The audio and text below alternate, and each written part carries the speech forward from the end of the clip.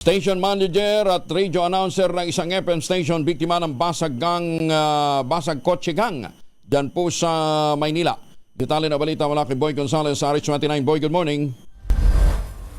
Good morning, Kuyang Angel. Patuloy na inaalam at pinaganap ng Manila Police District ang riding in tandem na suspect sa pagnanakaw ng pera at laptop ng isang station manager, announcer ng FM radio at kapitbahay nito sa lungsod ng Maynila.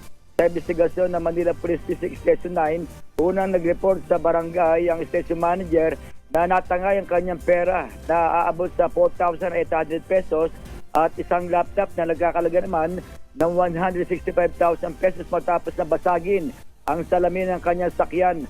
Agad niyang inalam sa in-review ang kuha ng CCTV sa barangay para matukoy ang mga suspect habang nag-report na rin ang kapitbahay nito na natangay naman ang laptop ng basagi ng sakyan na nakaparada sa Fernando Street, Barangay 756, Malate, Maynila.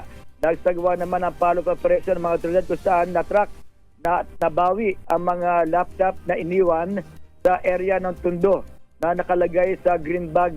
Inaalam na ng pagkakilanlan ng dalawang suspect na ang driver ay nakasuot ng puting t-shirt at nakaitim na helmet habang ang angkas nito ay naka-neon green na t-shirt at puting helmet. Ito si Boy Gonzales para sa DCRS, una sa Pilipinas, una sa Pilipino. Maraming salamat, Boy.